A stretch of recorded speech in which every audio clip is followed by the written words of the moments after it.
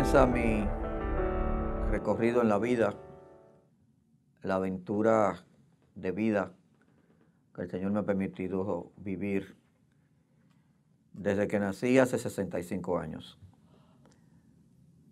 Debo comenzar diciendo que nací de un hogar en el que se creía en Dios, pero de lejos, como la inmensa mayoría de los hogares dominicanos. Así crecí, sabiendo que Dios existía, pero sin una búsqueda real de Él. Mis padres creyendo en Dios, cada uno a su manera.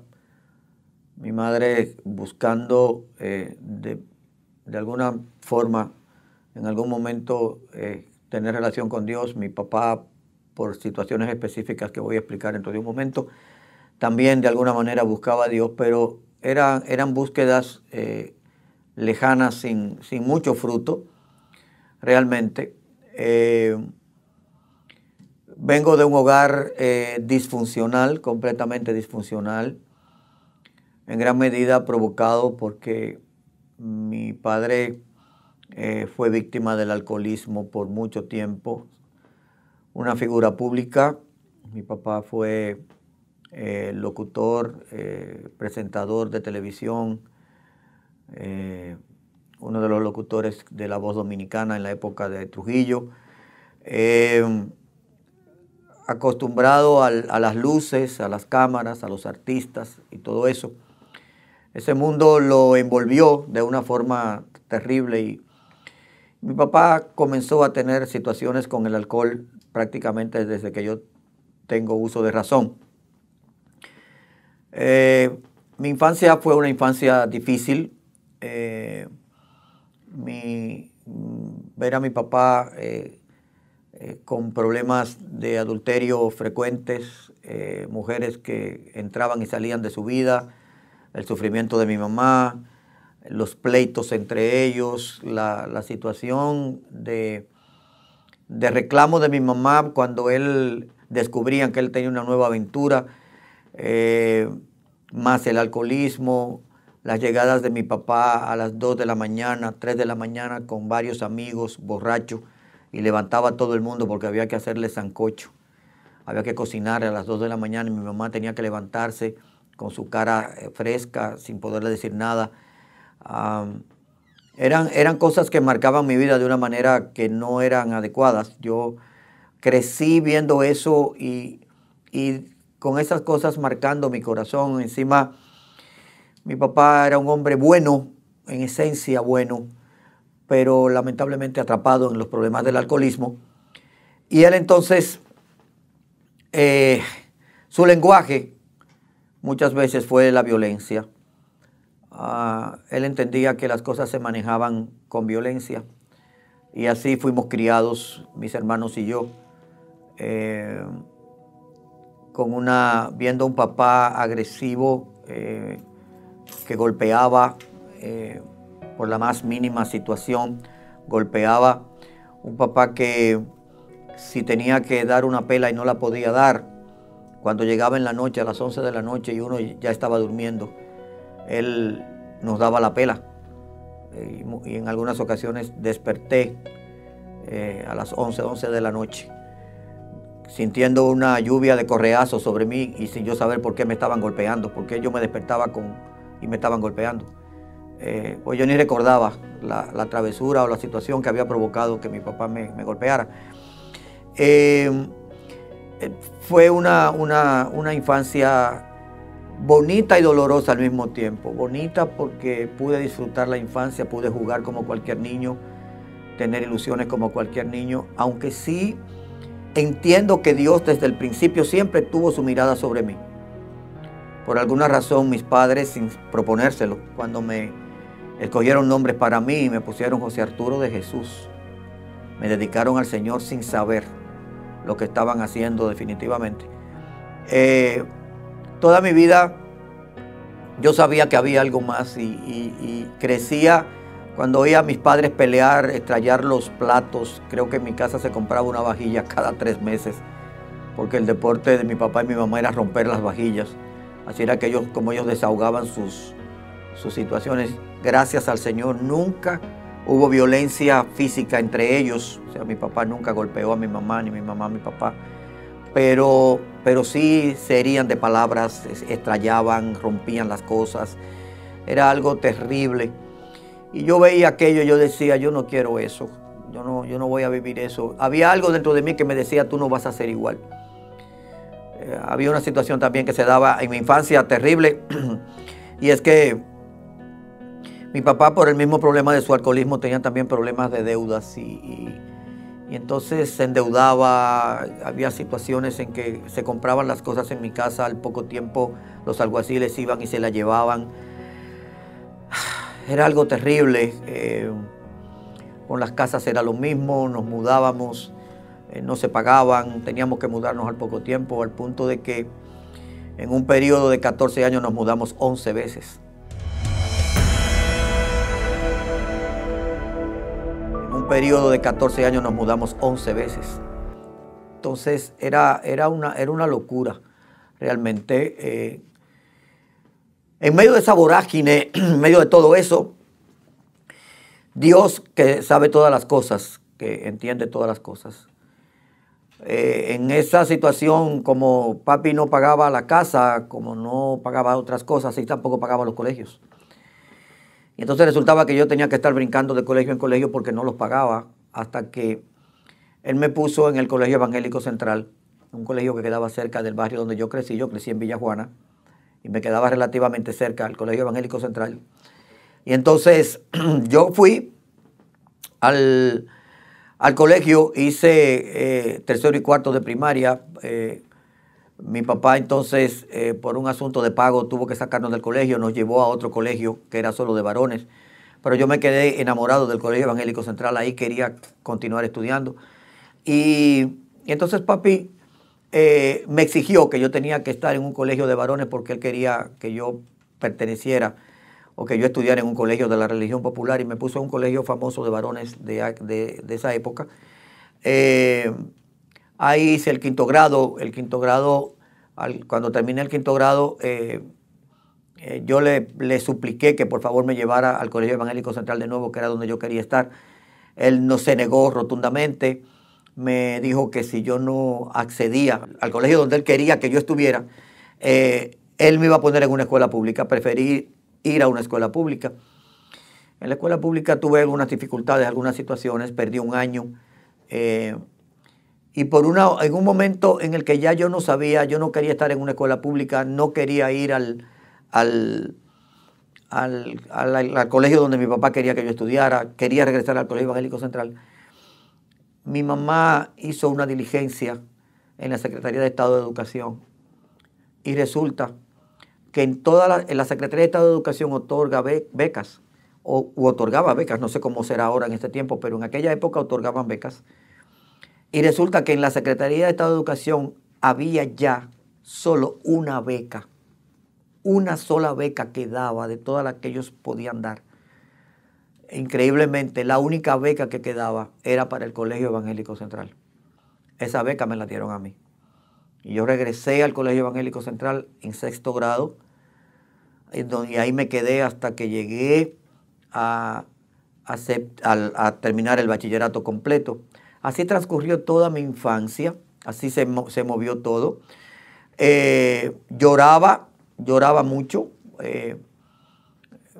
Me sentía frustrado muchas veces porque no entendía por qué tenían que pasar las cosas como pasaban. Recuerdo que aprendí las tablas de multiplicación con una correa al lado, de forma tal que mi papá me decía 2 por 2, y si yo no contestaba, venía un correazo.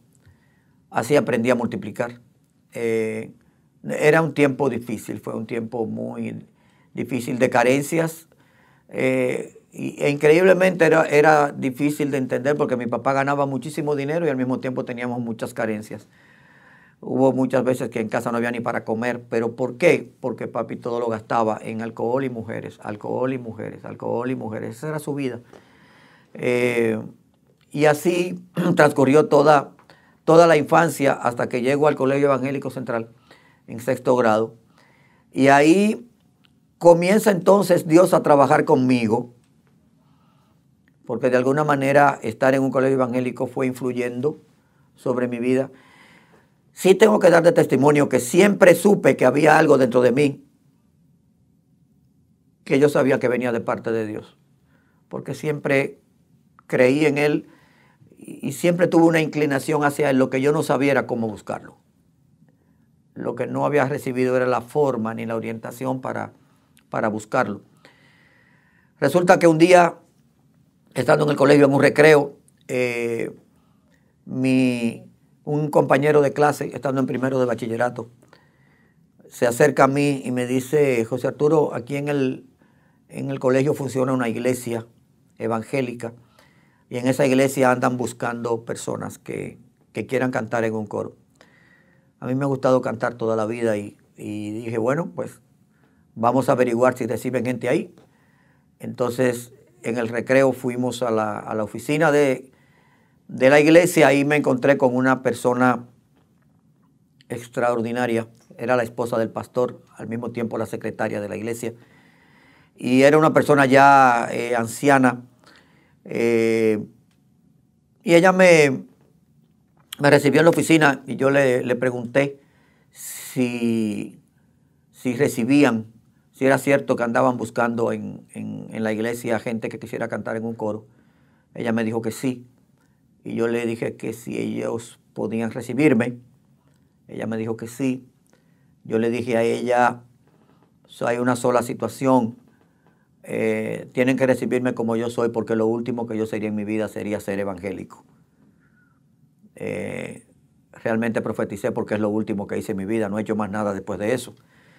Y ella, con una sabiduría extraordinaria, y doy tantas gracias a Dios por la vida de Amancia de Nadal, Pastor Viuda Nadal. Ella realmente fue alguien extraordinaria. Doña Amancia, Mamancia, como le decíamos, así amo su memoria. Con unos ojos de amor y una mirada de amor extraordinaria, se quedó mirándome y me dijo que no había problemas, que ellos me recibían así. Pudo haberme rechazado, ella pudo haberme dicho, pues entonces vete. No sé qué ella vio, pienso que fue el Espíritu Santo que la guió, porque ella, en vez de rechazarme, lo que hizo fue que me abrazó, me dio una sonrisa hermosa y me dijo: no te preocupes, quédate, te recibimos así. No tengas problemas con eso. Y lo más hermoso es que así arrancó mi vida. Eso fue un noviembre del año 1971.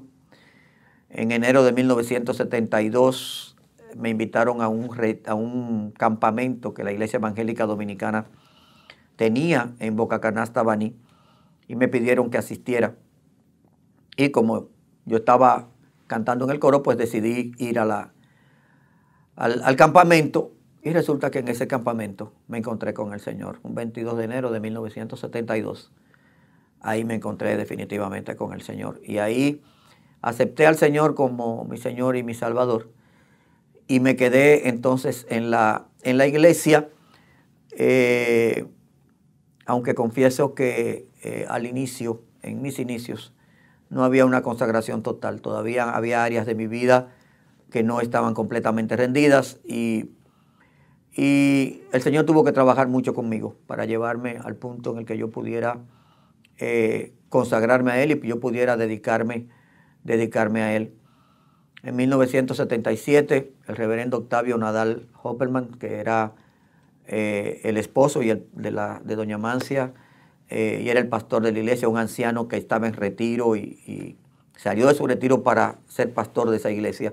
Un hombre al que amé y amo su memoria y honro su memoria. El reverendo Nadal, Octavio Nadal, murió en 1977. Y entonces, desde hacía un tiempo, ya por su edad y por sus quebrantos de salud, un pastor que era como su hijo, que era director del Colegio Evangélico Central también en ese tiempo, se estaba haciendo cargo de la iglesia, y por eso, como director del colegio y como pastor de la iglesia, pues entonces inicié también con él una relación extraordinaria. Un hombre también al que honro en mi vida, un hombre que marcó mi vida, y estoy hablando del reverendo Néstor Julio Lira Anglada, un hombre de Dios extraordinario, que también puso huellas, dejó un legado en mi corazón y en mi vida. Y así entonces comenzó mi aventura con el Señor. Comencé entonces a ver al Señor hacer grandes cosas y Dios a trabajar conmigo de múltiples maneras, llevándome poco a poco a la madurez, llevándome poco a poco hasta entender cuál era el propósito que Él tenía para mí. Sabía desde el año 1979 que Dios tenía un llamado para mí al pastorado, sin embargo, ese llamado nunca se materializaba. Y no se materializaba porque Dios tenía que cumplir la labor que Él tenía que hacer conmigo. Antes de continuar con mi trayecto de vida ya en la iglesia, quiero afirmar esto porque no quiero dejarlo así. Si bien es cierto que mi papá fue un hombre que tuvo muchas situaciones en su vida, pero por la gracia de Dios y después de orar por él durante 20 años, en el año 1992 mi papá tuvo un encuentro con el Señor y se convirtió al Señor y el Señor inundó, llenó su vida y cambió su vida de manera radical, de manera total. Y Dios me dio la gracia, la bendición, el gozo de poder disfrutar de un padre extraordinario, como siempre lo soñé, y lo pude disfrutar desde 1992 hasta el 2015, que partió con el Señor. Significa que durante todos esos años, 23 años, yo pude disfrutar a un padre extraordinario, hermoso, al que amé, porque siempre amé a mi papá, pero pude tenerlo como yo siempre lo soñé. Y mi papá, gracias a Dios, rehizo su vida completamente, dejó el alcohol en el año 1992, completamente, desde que conoció al Señor, jamás volvió a tomar un trago de alcohol. Se dedicó a mi mamá, rehizo su matrimonio con mi mamá, que ellos estaban separados. Le permitió a mi mamá vivir los últimos 12 años de su vida teniendo al hombre con el que ella también soñó. Para mí murió en el 2004 y del año 92 hasta el 2004, esos 12 años fueron 12 años de felicidad entre ellos. Fue una bendición. Vi mi hogar restaurado, mis padres restaurados en su relación. Mi relación con mi padre, con mi papá restaurada, la relación de mis hermanos con mi papá restaurada. Fue algo lindo porque cuando Dios llega a una familia lo restaura todo. Dios lo cambia todo. Y así entonces cierro el capítulo de lo que tuvo que ver con mi infancia, mis padres y todo eso. Y vengo entonces a mi caminar con el Señor. Dios tenía que hacer cosas conmigo, tenía que trabajar conmigo de una manera muy especial. Desde pequeño yo soñaba con ser médico y Dios me llevó de una manera hermosa a ser médico. Pude estudiar medicina con muchas dificultades, con muchas situaciones, pero por la situación del alcoholismo de papi, pude estudiar medicina, terminé la carrera con muchas situaciones.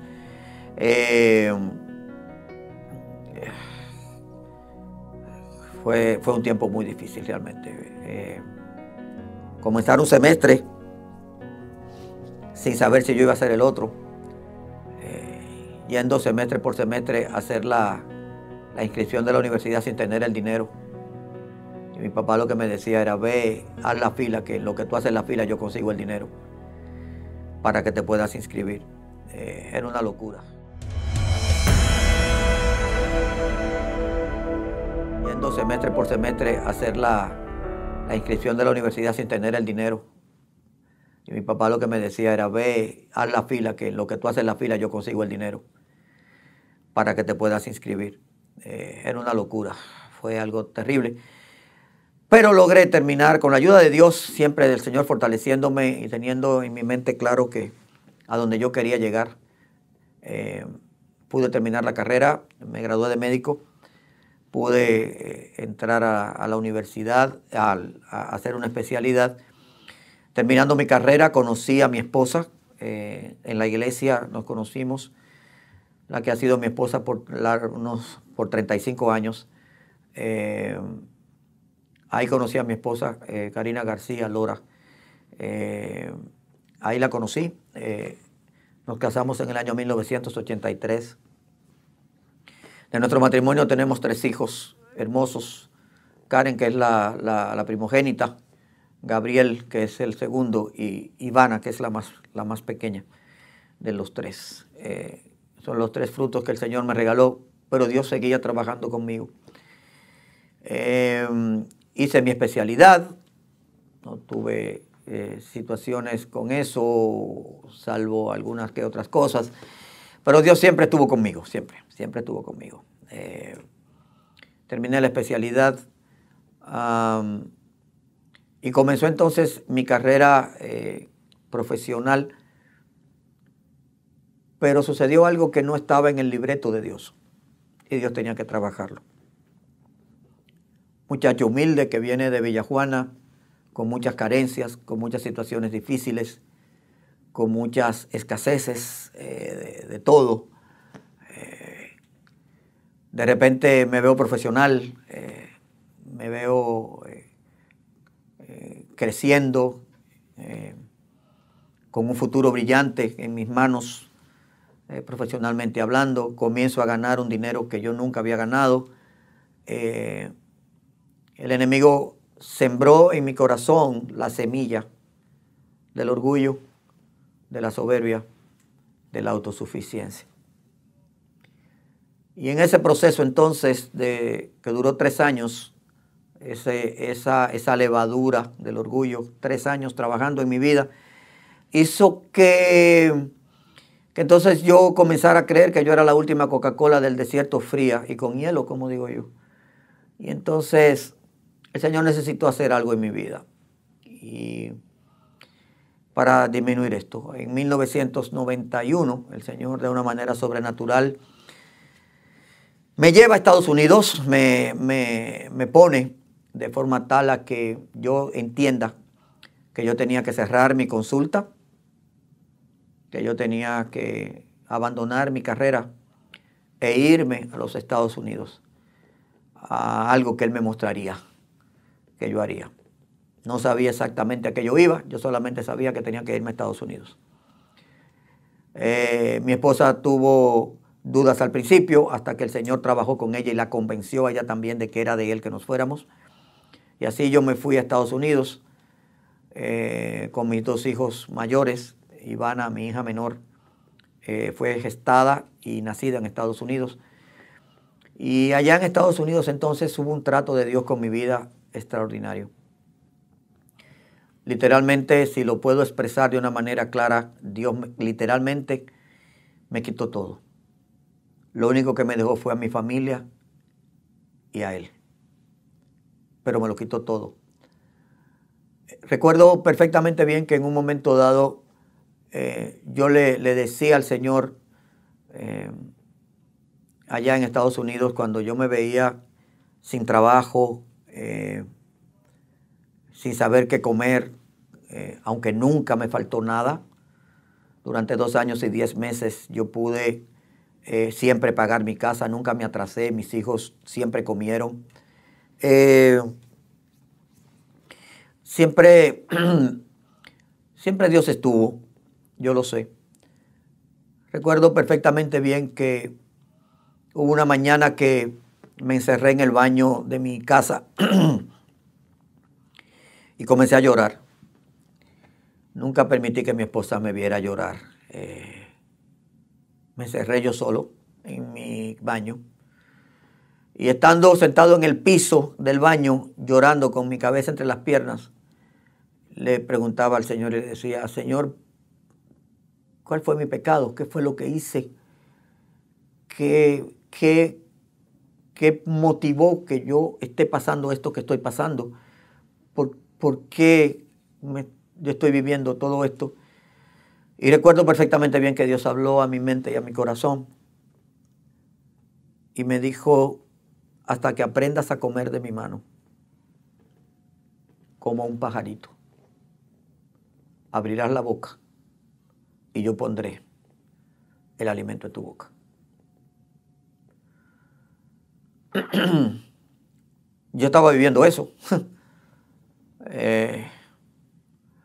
Recuerdo que durante meses conseguí un trabajito que me pagaban $15 la hora y yo trabajaba 2 horas a la semana. Y el cheque me salía de $27.35 porque lo otro había que pagárselo a la IRS, al gobierno de los Estados Unidos, y eran los impuestos. Y cuando a mí eran los viernes, yo trabajaba de 2 a 4 en ese lugar. Esas 2 horas yo iba y hacía un trabajo y me pagaban esos $27.35. Y yo recuerdo que yo iba y cambiaba esos $27.35. Yo sentía que eso era como $1.000.000. Cuando yo llegaba a mi casa, yo llegaba con esos $27 y se los daba a mi esposa y le decía, mira, aquí está los $27 que me gané. Fueron 2 años y 10 meses muy duros. Trabajé en construcción. Trabajando en construcción me lesioné la mano derecha. Hay una entidad médica que se llama el dedo en gatillo. Mis dedos, el anular y el meñique, estos 2 dedos se engatillaron. Yo tenía la mano medio cerrada, la tenía así, cerrada. Y para poder abrir los dedos era un dolor extraordinario. Fue una lesión que me provoqué en los tendones, cargando fundas de cemento y haciendo muchas cosas que tuve que hacer en Estados Unidos. Recuerdo perfectamente bien que uno de los trabajos que conseguí fue limpiar la oficina de un pediatra dominicano. Y recuerdo perfectamente bien cómo un día ya no aguanté y el escritorio de él, de un pediatra dominicano apellido Negrete, tenía un hueco en el medio donde él entraba a las piernas y entraba a la silla. Y en ese hueco yo me metí y me puse a llorar y yo decía, Dios mío, ¿qué yo hago aquí? Limpiando la oficina de otro médico, ¿qué yo hago aquí? Pero era Dios trabajando conmigo, era Dios puliendo algo dentro de mí que se necesitaba pulir. El tiempo fue pasando, Dios fue trabajando conmigo poco a poco, fue derribando cosas dentro de mí. Recuerdo muy bien, un 24 de diciembre de 1992, mi esposa y yo con nuestros hijos nos sentamos a la mesa. Había en el residencial donde vivíamos toda la algarabía, todo el mundo estaba preparando la cena de Nochebuena. A mi casa llegaba el olor de los cerdos asados y de toda la comida exquisita de los vecinos. Cuando mi esposa y yo abrimos la nevera, en mi casa, recuerdo como ahora, había un botellón de agua, plástico, un poquito de jamón, un poquito de queso y media viga de pan Holston. Me acuerdo como ahora de la marca. Son cosas que marcaron mi vida, por eso las recuerdo también. Y cuando vimos lo que había, mi casa estaba inundada de todo el olor de lo que los vecinos estaban cocinando. Y entonces mi esposa y yo nos miramos y dijimos, bueno, este es el banquete de nosotros. Vamos a hacer sándwich de jamón y queso. Sacamos el pan, sacamos el queso, sacamos el jamón, lo pusimos en la mesa. Y nos sentamos a comer nuestra comida, nuestra cena de 24 de diciembre. Y justo en el momento cuando termino yo de orar, que termino de bendecir los alimentos, justo en ese momento sonó la puerta. Estaban tocando la puerta del apartamento, de la casa. Yo vivía en una casa, una casita. Y cuando suena la puerta, ¿quién será? Voy y abro la puerta. Y cuando abro la puerta era el pastor de la iglesia donde me estaba congregando, con una hermana cubana. Y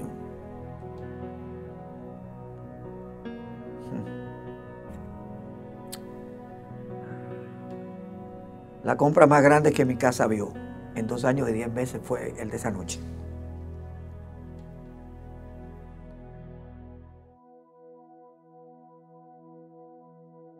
La compra más grande que mi casa vio en 2 años y 10 meses fue el de esa noche.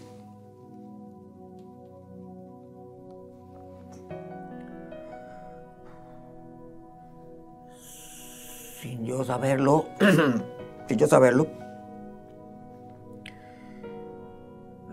ellos habían recibido en la tarde de parte de Dios que me hicieran una compra. Ellos se pasaron toda la tarde haciéndome una compra inmensa.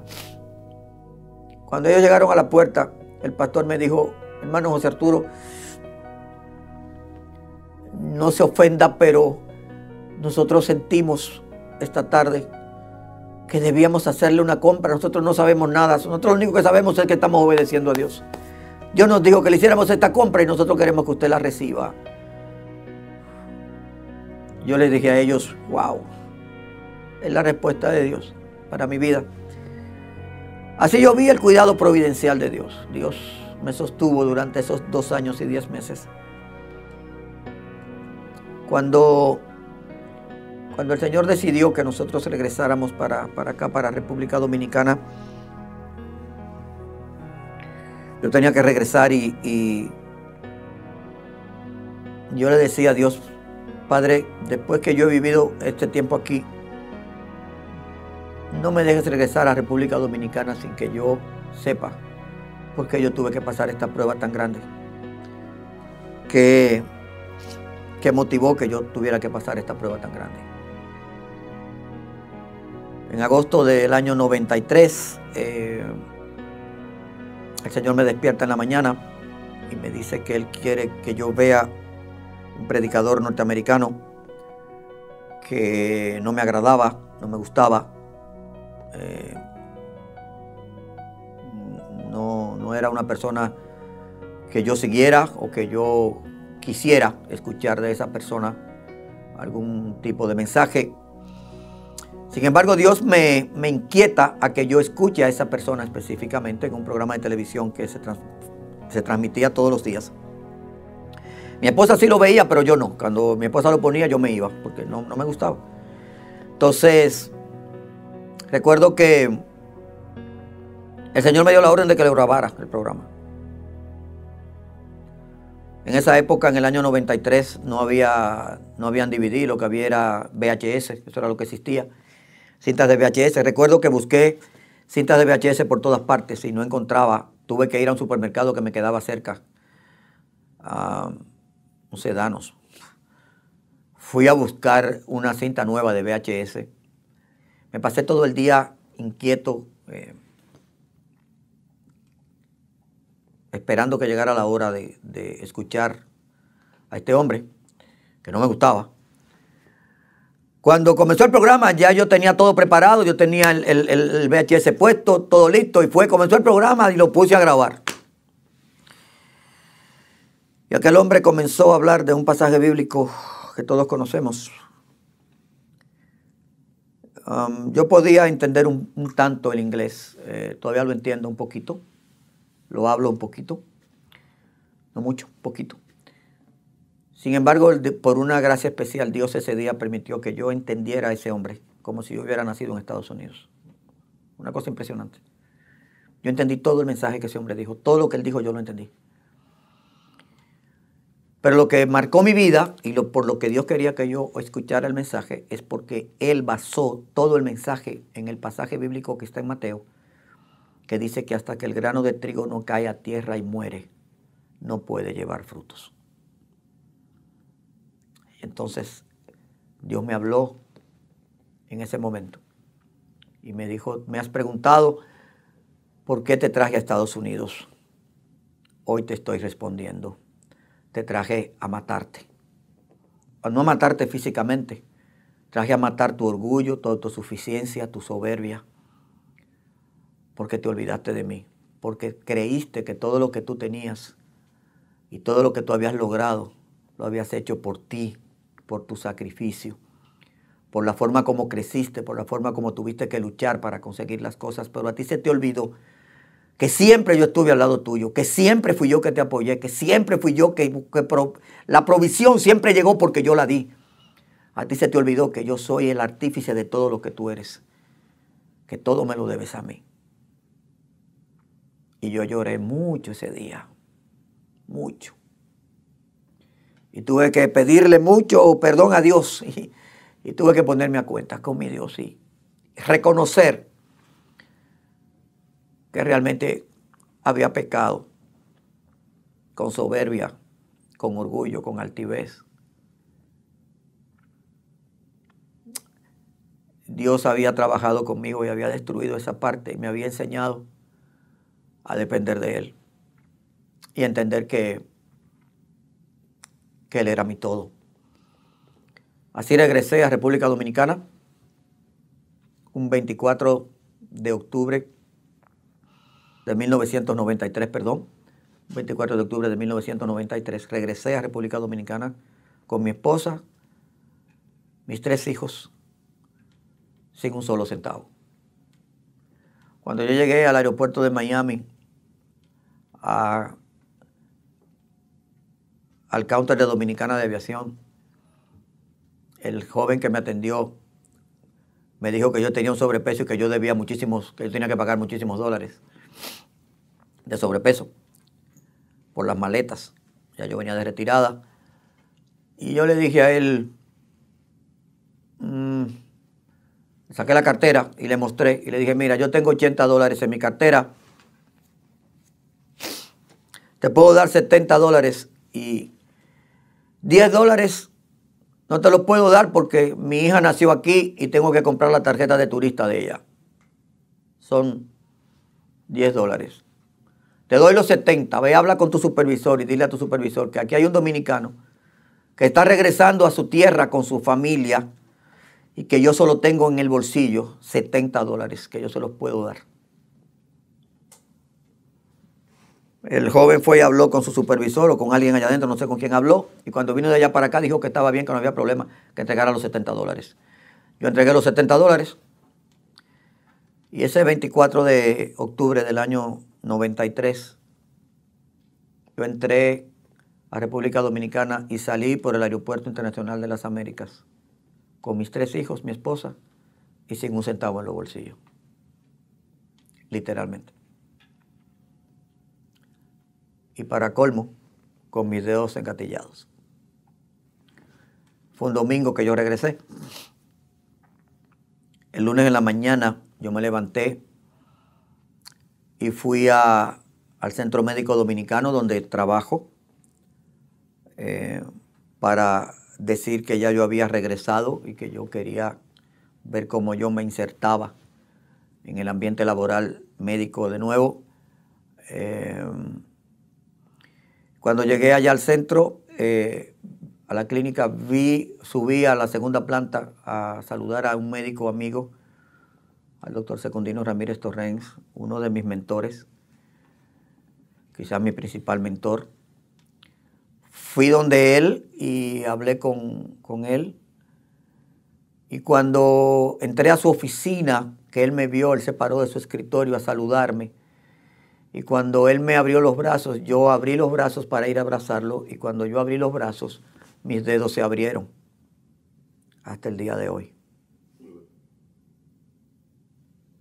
El Señor me sanó mi mano. Mi mano necesitaba cirugía. Yo le decía al Señor cuando yo venía para acá, yo le decía, Padre, yo voy para Santo Domingo, pero yo no puedo retomar mi vida como médico porque ¿cómo opero? ¿Cómo intervengo pacientes con mis manos así? No puedo sostener una pinza, no puedo operar así. ¿Cómo tomo un bisturí con mis dedos engatillados? No puedo de esa manera. Y el Señor solo me decía, confía. Y ese día yo abrí mis manos. Hasta el día de hoy, mis dedos están completamente sanos. No necesité cirugía. Quiero terminar el testimonio dejando en tu corazón, porque tú quizás dirás, en todo ese proceso, y conste, si contara mi testimonio completo, tendríamos que estar muchas horas. Dejé muchas cosas que no conté, pero de milagros de Dios, desde sanidades hasta muchas cosas. Pero sí pude ver la restauración de la familia paterna, de mis padres, de mis hermanos, de la relación de mis padres, lo que yo soy ahora como persona. En todo ese proceso, en todo ese largo caminar, un solo pasaje estuvo en mi mente todo el tiempo. Isaías 26:3. Ese ha sido mi pasaje. desde que conocí al Señor que ha estado conmigo. Tú guardarás en completa paz a aquel cuyo pensamiento en ti persevera, porque en ti ha confiado. Ese ha sido mi pasaje que me ha sostenido en mis momentos duros, en mis momentos difíciles, en mis momentos de prueba. En los momentos en que he sentido que la vida se me truena y se complica. Dios ha estado ahí. En el año 2008, por la gracia de Dios, 30 de agosto del 2008, fui investido en nuestra congregación como pastor. Estoy ejerciendo el pastorado como pastor adjunto de nuestra misión de Ministerio Selim, bajo el apostolado del apóstol Fernando Ortiz, mi pastor, mi amigo, a quien honro. Así como honro la memoria del Octavio Nadal, así como honro la memoria del reverendo Néstor Julio Lira Anglada, que están ellos dos con el Señor, así también honro al hombre que hoy me cubre desde hace 32 años espiritualmente hablando, al apóstol Fernando Ortiz Morales, quien es mi pastor, mi apóstol. Desde el año 2008 pues estoy aquí en Ministerio Selim ejerciendo como pastor adjunto, ejerciendo mi carrera también, trabajando con matrimonios, dejando que el Señor haga su obra preciosa en mi vida. Si algo quiero dejar en tu corazón en esta hora es que recuerda que Dios no te condena por tu pasado, lo borra. Dios no te aleja por tu presente, te busca y arregla tu presente. Pero lo más hermoso, ¿sabes qué es? Que lo que verdaderamente Dios disfruta es lo que Él sabe que tú llegarás a hacer en sus manos en el futuro. Y hoy yo puedo dar testimonio de que a eso fue a lo que Dios, si lo digo en un lenguaje humano que podamos entender, apostó conmigo. Dios no miró mi pasado, Dios no miró mi presente. Dios lo que hizo fue que vio lo que Él podía lograr en mi vida en el futuro, lo que yo podía llegar a hacer en sus manos. Y entiendo que tengo mucho más de lo que merezco y mucho más de lo que necesito, porque Dios es un Dios bueno. Es un Dios que cumple sus promesas y es un Dios fiel. Y ese es el Dios del que te hablo. Un Dios que nunca abandona la obra de sus manos. Un Dios que se queda para siempre. Que cuando Él llega, nunca se va. Y ese es el Dios que yo te invito a que conozcas hoy, que estás viendo este testimonio.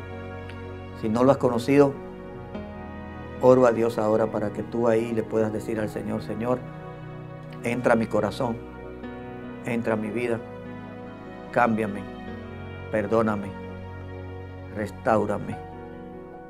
Que la sangre de tu Hijo Jesucristo me limpie de todo mi pasado, de todo mi pecado, de todo lo que yo pude haber hecho. Y si tú hiciste esa oración conmigo, te puedo decir, si ya has pedido eso al Señor, te puedo decir que hoy dejas de ser una criatura para llegar a ser un hijo de Dios, una hija de Dios. Si te has apartado, tienes la oportunidad hermosa de poder volver al camino del Señor. Y si estás firme en Él, afírmate más.